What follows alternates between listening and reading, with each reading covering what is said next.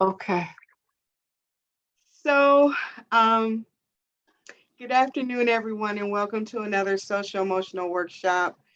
Today we are with CARE of Southeastern Michigan, Joe and Theresa, and today we're going to be talking about the ages and stages of development for our young people. So, welcome back, you guys.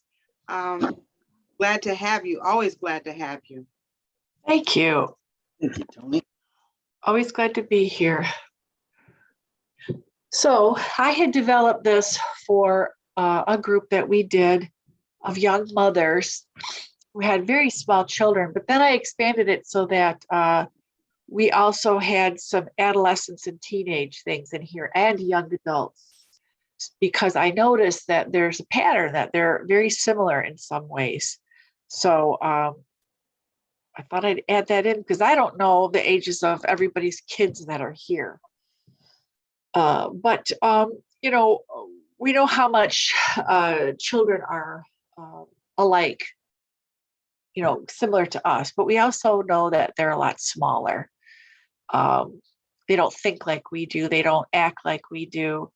When they're really young, they don't always know what's dangerous or sentimental or expensive. We know that they need to play and they need us to help them grow up well. And we also know now that their brains aren't done developing until about 25 or even older. So what we have to realize is that their brain process, their thinking process, is a lot slower than ours. And we may look at them when they get to their mid-teens, late teens, and think that they are fully developed human beings and they should be thinking rationally and maturely. But, of course they can't, because they don't reach the front part of their brain until they're 25 and older. So the idea of processing things the same way an older adult would, it's just not there, even though it looks like it should be there.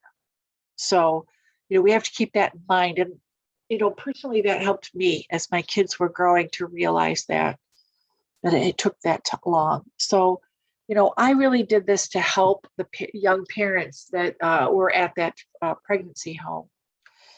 And so, believe it or not, I have been in classes where some of the really young mothers thought that their child, their infant between birth and 1 year old, were trying to manipulate them with crying. And, I had to explain that, your only job is to protect them and nurture them. And when they cry, it's because they need something. Maybe they just need something to eat, or they're cold, or they're hot, or their stomach hurts, or they're sick, or they need to poo, something, or maybe they just even want to cuddle. That's part of it too. They have no other way of explaining that to you except to cry. So just because they stop crying when you pick them up, I have to tell these young moms, this does not mean that they're manipulating you. They need your care so that they can thrive. They need to do more than just survive, eat and sleep and drink. They need to, be happy and feel loved and secure. And I try to tell them, if you don't answer their cries when they're under the age of 1, it's going to be harder for them to move on to the next stage of development, because in that first year, their emotional brain is fully formed, during that first whole year. And in that emotional brain is also memory. So when they look at you, when you're holding them and feeding them or talking to them, they bond with you. That's part of your brain that bonds too, helps you bond. And so if they don't feel safe, if their hands are being smacked because they're touching something, if they're, not picked up when they need something, even if it's just a cuddle, then they cannot, their sense of safety is not there. Their sense of trust is not there. And that makes them more fearful to go to the next stage of development, which is, being a 1 year old to 1 to 2 years old as the explorer. We have to help them to reach that goal. So by then, their emotional brain is all set and ready to go. And then the rest of their brain starts developing from back to the front. So as they're getting to know their world, they're picking up an orange, they can see it, it's round, they can hear it when we cut it open, they can touch it and feel that it's squishy on the inside and hard on the outside. They test and they smell, taste and smell everything. That's why they put everything, cars, oranges, fingers, everything goes in their mouth because they need to find out what the world is all about. And as they're doing it, they are forming millions of little connections in their brain. And so we just have to make sure that they're safe. And they might start being more mobile too. And so we have to make that, like I said, make that world safe for them because they don't understand words like sentimental or valuable or expensive. When my kids were really little, my son, firstborn, was in this stage, and my mom has a big curio cabinet with just tons of bells, glass and crystal and ceramic, everything you could think of. Everywhere she'd go, she'd get a bell. And of course, the crystal ones are on the bottom shelf. And I'm like, Ma, okay, we got to move these. Because she wanted to slap his hand. And I stopped her. No, we got to move these. He doesn't, he's going to go over those, every single time. He's going to see them. They're pretty. They're shiny. He wants them. No, she says, we have to put them, we just have to slap their hand. They'll understand you did. And they will understand too. And I said, I know, Mom. I know, but I'm not going to slap their hand. So we can either put the valuable stuff up and the breakable stuff up on a higher shelf, or you know what, you can come to my house because I know that's baby safe. Of course, she didn't like that because my mom didn't drive. She had to count on my dad to come and get her or to take her to my house. So she didn't like that. So she said, fine. And I said, Mom, when we slap their hands, they're not making that connection in their brain. They don't understand that. All they know is that somebody can come along at any moment and slap them, on the hand, and it hurts and it makes them cry. That's not the message I want them to get, So, she came to see that as I, went on and took parenting classes and became a volunteer and a staff person. She got that. But in the beginning, she was pretty angry about that. So, we just have to make their world safe so that they can explore. And how can we help them learn? I wanted these young moms to know that, they could play with large blocks, picture books, all that good stuff. Songs. They love little songs and hand games. And so most of you probably already can figure that one out if you have older kids, what they like. But this is kind of a cool video. I didn't embed it, darn it, but I want you to see it anyway. I hope I can do this. Let me see. Whoops. Darn it. Wait a minute. Let's see if I can. Nope. All right, give me a second here because I really like this and I want you guys to see it. I should have embedded this. That would have worked a lot better. Give me a sec here.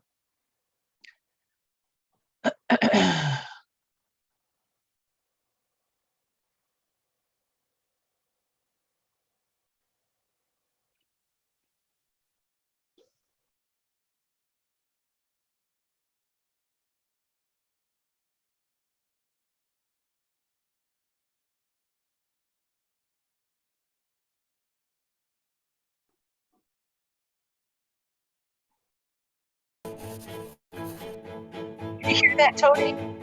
Yes, I'm Jack Shonkoff. Okay. Did you know that the most important interaction you can have with your child is through play? Building your baby's brain sounds a little bit intimidating. So step back and take a deep breath. Parenting is much more of an art than it is a science. I'm Jack Shonkoff, and this is my mini parenting masterclass on building babies' brains through play. The early years are important in terms of brain development because the experiences that young children have and the relationships they have with the important people in their lives literally shape the development of their brain. And that early foundation affects all the learning and behavior and physical and mental health that follows through a lifetime. It's impossible to overestimate how important the early years are. The most important thing that any parent can do to support the development, and particularly the brain development of a young child, is to get to know that young child, get to be able to read that child's cues, get to be able to engage in what we call serve and return interaction. Serve and return is just like play. Another one, I'm getting better. So this serve and return, you get better with practice. The reason why serve and return accurately describes what's important about the interaction is that it goes in both directions. A baby serves a smile, a coo, a babble, a gesture, and the parent or other adult caring for that child returns a response that is connecting to what the baby did. Baby makes a sound, you make the same sound back. The baby points to something, you look at that and you point to it yourself. That's the key. It goes both ways. The baby can start it, the parent can start it. The key is how you respond. Serve and return is not necessarily something that works the first time you try it, but the more you practice, it actually gets easier.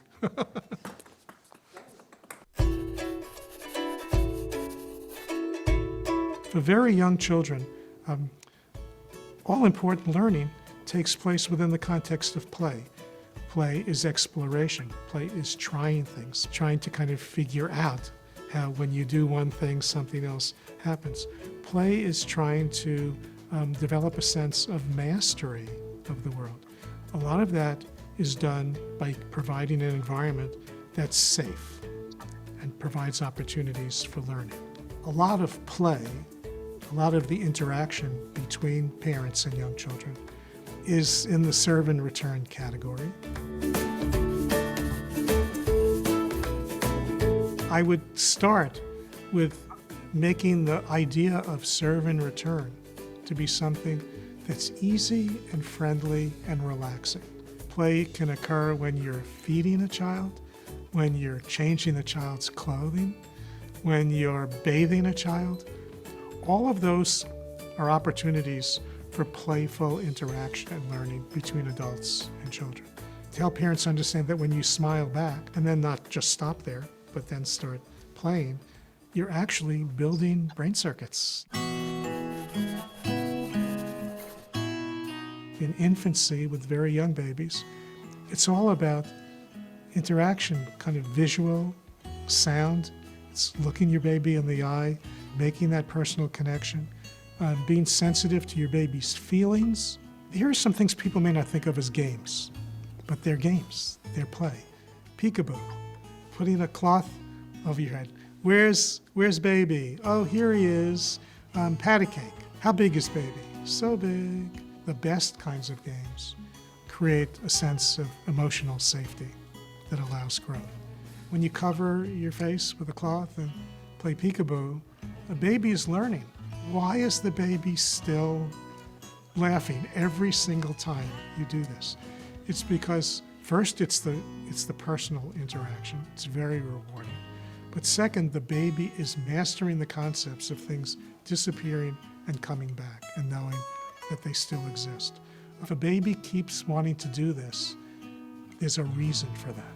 And the reason for that is that the baby's brain is saying, I am mastering this. I am learning a lot from this. I am enjoying the learning experience. Ask yourself, what does my baby enjoy doing? And then ask yourself, why do you think the baby enjoys doing that? And the answer always is because it is helping to build the baby's brain.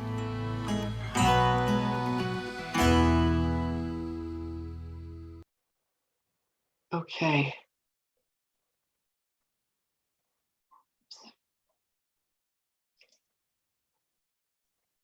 Is there questions, Joe? No, not right now, Theresa. Okay. So I really like that video because I worry sometimes about young parents and their desire to look at their phone all the time, because between birth and 3 years old, kids need to make those eye contact with you during serve and return. They need that. And that's an important part of their social emotional development. So if they're not doing that, then the baby's missing out on that part. And that can cause problems down the road, making eye contact and learning how to be with other people. And so I compare that to that 1-year-old explorer to early adolescence from 10 to 13. Because they're really starting to understand themselves and the world around them. Puberty starts. Used to be around 13, now it's 8 for girls and 9 for boys because of the hormones in our food and in our environment. Causes disruptions, and so now we're starting, to get these hormones flowing in our body, and adolescence is starting a lot easier. And so they're going to have a lot of curiosity and anxiety. Some of them will, about what these changes mean. And so some can even start questioning their gender identity. And so they need answers. They need to understand what's going on. And if they're afraid to talk about it, it becomes taboo. And then instead of coming to you, they're going to go to somebody else, like their friends who listen. So we need to be able to give them the information as honestly and as nurturing as we can, especially if it's going to be difficult. If they start questioning the people that they choose to love, if it's the same gender, or if they're questioning what their gender is, this time can be really hard for kids who are transgender because their bodies are changing in a way that doesn't make sense with what's going on in their brain. And so they really need to talk. They need to get that out and figure it out. And the only way to really do that is that, with us, or for us to get them some support. So it's normal too for these kids to be self-absorbed. I know it can be maddening and like, geez, gosh, they're so self-absorbed, but that's normal for them too. And they may want to figure out, just like a 1-year-old, how can I be more independent? So again, we just have to provide, just like for the 1-year-old, safe places for them to figure out who they are. And so when my daughter was going through adolescence and had all those questions, I answered as many as I could. But a lot of them I did not know how to answer. And so I got her this book by Dr. Natters called The Care and Keeping of You, because Leo is big time. My daughter Leo is big time into American Girl dolls. And we went there to Chicago and I saw this book and I thought it was wonderful. I started looking through it. So I bought it for her, and it's just answers about what's happening to her body and why is it happening and what does it mean. And now I found out that she has one for boys too called The Guy Stuff. Same doctor, same type of book, but for boys. And they have to know that they're all these new things that are happening are normal. That's how we help them. Whatever physical changes are going on, however you feel sexually about another person, that's normal. It's part of your development. And we have to talk early and talk often. We have to let them know what the consequences are of that risky behavior if they choose to engage in it. So, they may realize what those consequences are, but because they're in their emotional brain, not quite up in the front where their executive thinking is, they may not pay attention to a lot of those questions that they have, or those risky behaviors and their risky consequences. So we just have to keep the conversation going and, validate their feelings. And if you don't know something, get them to look it up with you. Go to the library. It's where I always went, because I didn't have a computer when my kids were starting to, were that age. We didn't have a computer. So we went to the library, started looking stuff up and getting books and stuff on it. So then back to the babies, they get to age 2. Now they know all their stuff, or they think they do. So they want to test those powers. And so they test everything. They test you, the rules, the limits, their own skills, put themselves in dangerous situations. And when they can't get what they want and do what they want, they have temper tantrums. And that's okay too. That's normal. It doesn't mean that we have to approve or that we have to engage. It just means that it's normal for them. They might be ready for potty training, but they have a lot of accidents too. The closer they are to 3, the easier it is. And so they also like to, feel that freedom of taking all their clothes off and running around. It's normal too. And so these kids need lots of sleep. All kids do, but this, they need 11 to 14 hours of sleep so that all the connections, they make millions of connections between birth and 3 years old. And so their body needs to catch up. And so they need to have that sleep in order for their bodies to catch up and, process and fix whatever needs to be fixed. So when we can do that for them, give them lots of sleep, whether it's, it should be actually not whether, but it should be all, during the night and for their naps. When those things are happening, connections are strengthened and between the right and their left brain, and, gets better and easier for them. More development takes place. So we just need to keep an eye on what the signs are. Your kid, what their signs of sleepiness are. And then, best advice I ever got was from my ex-sister-in-law: put them to bed drowsy. Don't put them to bed asleep, because they need to learn how to put themselves to sleep.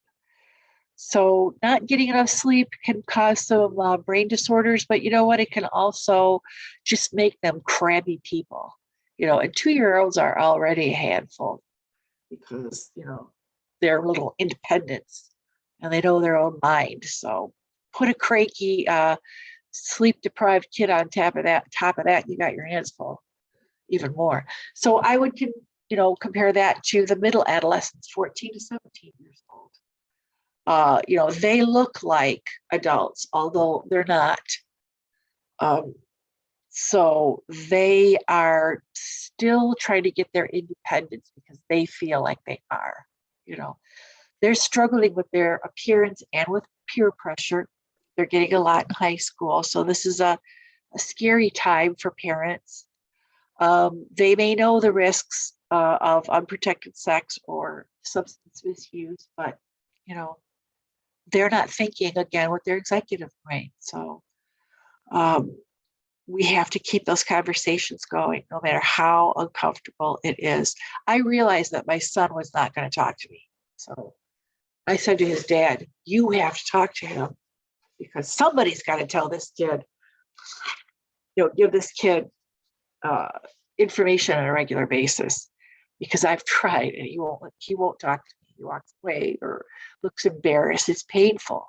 So I got somebody. If I didn't have their dad, I would have found somebody, another male in their life that they trust and that I trust, to give them information. And it's also normal for them to want to spend more time away from their family. That can feel hurtful, but it's also normal. It doesn't mean they hate you. It just means they want to be independent.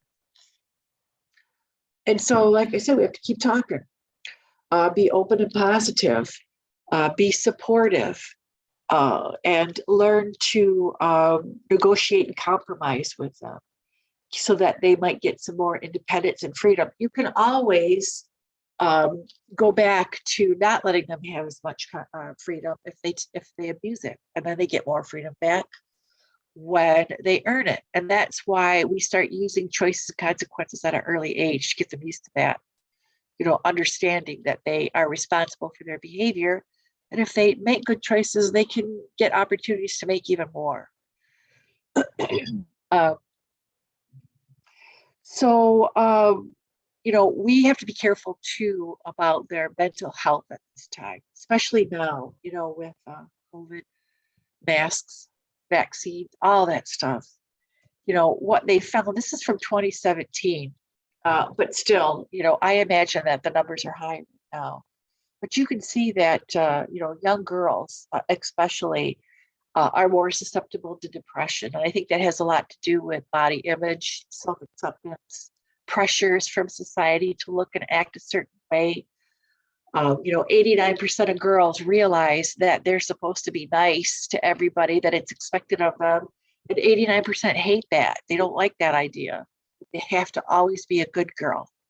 And that can lead to depression. And you can see too that the older they get, the more they are susceptible to that depression.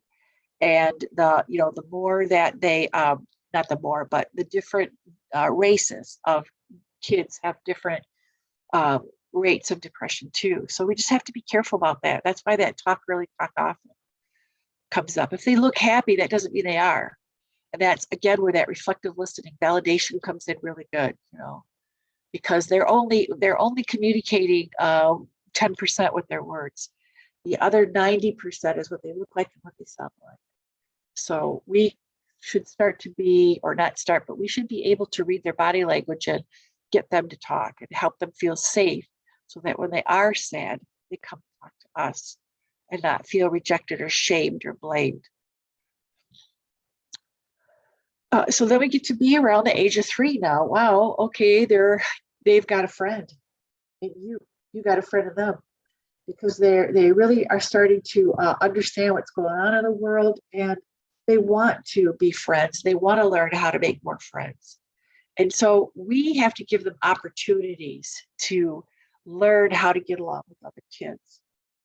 So we've got to take them to play dates, and we've got to take them to outings and get them used to meeting other people and what's expected of them when they meet other people. I always introduced my kids, even when they were little, to other adults, because I wanted them to feel important. I wanted them to know that it's important to introduce yourself. Look people in the eye. I even got Luke when he was about 4 to start shaking people's hands, because he was kind of shy when he was little. Most kids are. And so I got them involved. Like, we had a McRest at our church when they were little. And I used to encourage them, well, let's just go and, let's not sit together. We eat together all the time. Take your tray of food and go sit with people, get to know them, ask them questions about themselves.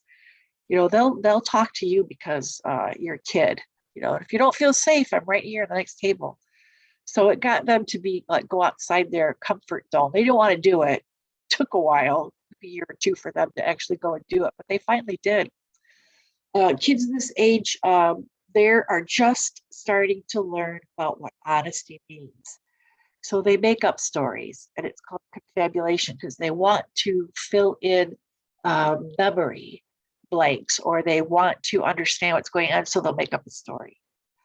And it's not bad. If we make a big fuss over it, yeah, it'll turn into a weird, bad thing. But if we can handle it well, not make a big fuss, explain what honesty is and model it ourselves, they'll start to get it. They're better at using the toilet, but they may have accidents at night still. My son had them till he was about 6, because it's in my family. My sister was a bedwetter. My other sister's son was a bedwetter. It just, it was hard for them, but I didn't make a fuss out of it. I just said, looks like you feel disappointed. I know it's uncomfortable. It's cold. Let's go and change your sheets and get some clean sheets on your bed. That was all I had to do. And eventually it went away, but he didn't feel shamed in the process. So we can take them out, play dates, group play, get them involved in looking at books, playing memory games, singing songs that they can memorize, short stories. They like to look at picture books with actual stories of them instead of just pictures. And still just keep helping them build their empathy through talking about feelings. That's really the only way to do it. Otherwise, when you say, well, how do you think Bobby feels? They don't know. They have no idea. The only way they'll know that is by talking about it. Boy, look at that kid over there crying at Meyer. Well, how do you think he feels? What do you think happened? Of course, you don't know what happened, but you can talk about it. That's how they start to learn. So then when they get to be about 4, they want to start to challenge themselves, because they know how to be friends. They know about their world. They're starting to be independent. And so they're going to start building on those things. They're always on the go. They're going to start challenging your authority and their siblings' authority, and, testing things out. When my daughter Leah was going through the stage, she would let her brother pick on her all the time, and she'd come and tell me. She'd be so upset. He's trying to tell me what to do. I said, yeah, I know that, but he's not your dad, is he? So you don't have to listen to him. You're your own person. So what can you do when he does that, Leah? She, I don't know, Mom. So we would talk about it, but yet she kept coming back all the time and, crying. And I figured out, this is about attention. She wants me to take care of it and baby her, but I'm not doing it. She needs to know how to say no to her older brother so that she has that power when she's a teenager. So, I started ignoring her. She'd come in the room crying. I'd be like, okay, well, when you figure out what you want to do, you let me know. And I'd walk away from her. And then finally one day I heard her, she came in the room and she goes, you're not going to help me anyway. So she went back out in the living room and said, shut up, Luke, you're not the boss of me. And I thought, oh, Leah just grew a backbone. Okay, there you go. And, she didn't let him intimidate her anymore. And I felt like I had to do that for her. She wasn't doing it on her own. So I wanted her to learn about boundaries, boys and girls. You have a right to say no when somebody tries to tell you what to do or touch you or anything else. And that's how consent starts, learning about consent. And here's some things they could do when they're really young to fuel their brain development. You guys probably know all about this. Science and art are big things for them. Finger painting, playing in the dirt, blowing bubbles, going to the museum, scribbling, all that stuff is really good for them. Teaches them a lot about development and gets them used to playing on their own and working those small muscles and their hand-eye coordination. And so those fine motor skills, more of that, playing with putty, using pinchers, like tweezers with their fingers and pinching that and squeezing water out of sponges. This is really for young kids like toddlers. Rice bowl races with those plastic tweezers, gardening and planting, and being responsible for stuff, helping to take care of pets, learning how, that's another way to build some empathy there, is to get them to understand how important it is to take care of pets and plants and things like that. And gross motor skills. I can't tell you how important it is to let them go out and jump and walk and climb and do all that stuff outside. Back in 2015, I think it was, I had 2 keynote speakers at my parenting conference. They were a husband and wife. They were professors at Michigan State University. They came to talk about technology and how it is affecting our children's brains. And they said that kids who start using technology under the age of 2 are at an increased chance of getting addicted because of those feel-good hormones that get released in their brain every time they play. And I know we've all seen these really cute little pictures of 1-year-olds playing with the touch screen. They figured it out. Yes, that's adorable, but it's just not healthy for them. Because what this doctor found out, these 2 doctors, was that they're getting addicted, that their brain, not their brain, but their body core strength is not what it used to be in the present generation than it was years ago, because we were outside running around constantly. We never had anything except the TV that we were watching. And so we need to push kids to put that down, and we need to make sure that we don't let them play too long on technology. And what he explained is, when they're playing on a phone and they're watching TV at the same time, like playing with their phone in between, that's like double of the time for kids to be playing. So if you are putting up boundaries around technology and you tell them, a little kid like 4 years old, that they should really only have an hour a day, but they're watching TV and playing with their technology at the same time, that's actually 2 hours right there.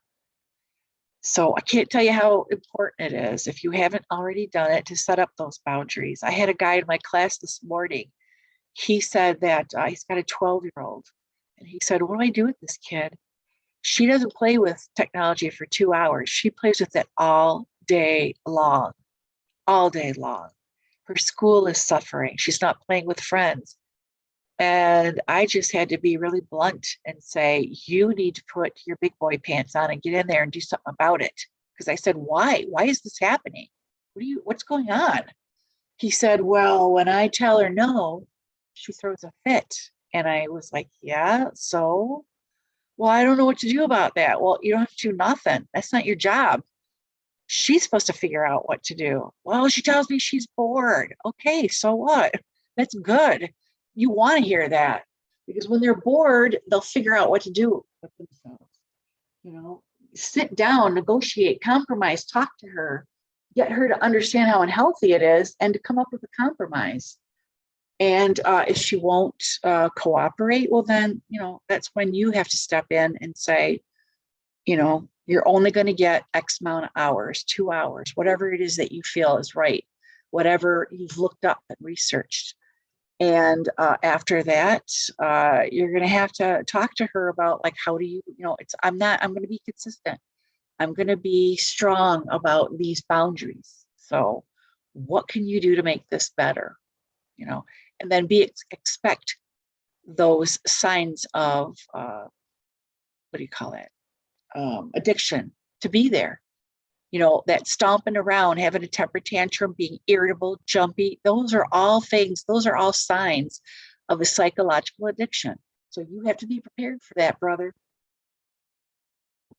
And then you got to figure out what you're going to do when it gets bad, until she finds ways to occupy her mind, because that's not healthy. So we can compare, you know, what they're going through at 3 years old or 4 years old with late adolescence. So say after 15 years old, and early adulthood up to 18. Well, I shouldn't say that. No, 18 and beyond. I'm sorry. So their physical changes are completed. They have better impulse control, and now they understand the difference, you know, and between risks and rewards and what consequences would actually be.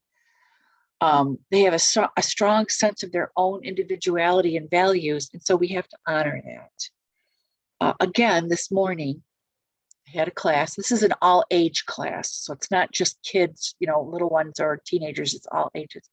And there was a woman with a 19-year-old, and she thought that because she was living in her house that she was going to be able to order her around. And I said, I know it is your house, yes, but she's also an adult and you have to honor that. So instead of ordering her, you know, sit down with her and talk to her and tell her that you love having her live in the house, but, you know, you can't have her there and not abide by your rules. And then, you know, have her sit down and talk about those rules of your home. How can we make this fit? You know, it's that they call it the Ikea Syndrome. You know, if you build it, you're going to be more proud of it than if you just went to, you know, Art Van and picked out a couch or whatever. So, you know, get them to feel proud of the fact that they sat down. Now, these parents that are in this morning class, they're court mandated. So there's huge issues going on there. And she said, my daughter will never sit down and talk to me.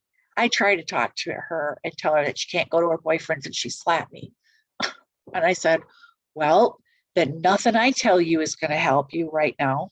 You've got to go back, fix that relationship, find out what bricks you're missing, and mix yourself some mortar and make that base strong again. Try offering an apology, tell her that you want to treat her like a grown-up, ask her to, you know, have some input, make agreements. And, you know, if worse comes to worse and she just can't do it, then she has a choice of where she wants to live and you can help her. Because she wanted to kick her out. I said, no, you don't want to make an 18-year-old homeless. That's not the way. It's not going to be, I told you so level of parenting. It's going to be, listen, you got to make some plans. If you can't live here, what are you going to do? So why is all this information helpful? Because you know what, you want the best start that you can with those little ones. You know, a lot of people think that when 2-year-olds are being defiant and they say no, that they're being brats. And it is bratty behavior, but it's also normal behavior. And when parents see their adolescents pushing away, avoiding family outings all the time, they get hurt, and I don't blame them. That is very hurtful, but it's also normal. They don't have to miss every family outing, but we can give them a little slack once in a while. We also don't want to expect too much from them. Like I said, we might look at those 13, 14-year-old bodies and think they're adults and can make adult decisions, but they can't. They're susceptible to temper tantrums because they have an immature brain, just like a 2-year-old has temper tantrum. So, we can work with those 2-year-olds and try to head off that frustration. But, the way to fight off that or head off that frustration with a teenager is to get their input, use validation, make them feel safe, and not shamed or blamed. And we also have to keep our home safe so that they feel safe in the house. And as they get older, what we need to do is parent them less and guide them more. We should be on them a lot when they're little, teaching them boundaries, teaching them rules. But when they get to be, 18, 19, 20 years old, you can't do what that mother was doing and not let that girl see her boyfriend. You have to treat her like an adult. What are you worried about with her boyfriend? If you're worried about pregnancy or STD, then teach her about that and then let her go a little bit. It's hard to do, but they need to figure out how to be an adult, and they won't be if they're fighting with their parents. So we should be more of a guide, somebody that's there to guide them to the right path, make suggestions, and get them to open up to us. So, I did a little bit early. Any thoughts or questions about that? Anything that we talked about today?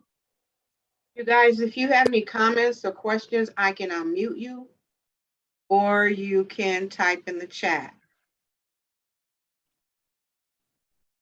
While you're thinking about any questions or thoughts that you want to add, I just want to add one more thing, and that's CARE. Because if you live in Macomb County and you need help with your kids, maybe who are questioning their gender or questioning their sexual identity, or having depression issues, or talking about hurting themselves, you want to take those things really seriously. You want to get help.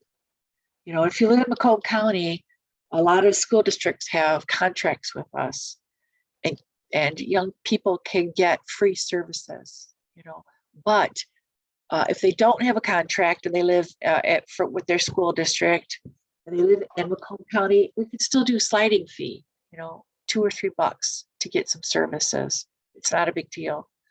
And if you don't live in Macomb County, you could still call CARE for referral. If you live in Wayne County, there's Wayne County Community Mental Health. They're just like us, but in Wayne County. And PACE is in Oakland County.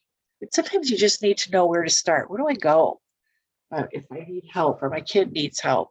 So, CARE is an information and referral agency too. We don't just offer programs. We can help refer people. Did somebody ask a question? No, I thought I heard some background Okay. noise. Yeah, it wasn't here, so I don't know. It could be me. Sorry. Okay, it's okay. I just didn't want to miss a question if somebody's going to ask. You Anybody guys, got questions? No? Well, all right, then we will wrap this up. Okay. Thank you again, Joe and Theresa. Always awesome presentation, valuable information, and we greatly appreciate it. You're welcome. Thank you guys for joining, and we will see you all next week. You all have a great weekend. Yeah, you too, Johnny. Joe, Theresa, hang on for a minute. Oh, all right. Okay. Yes.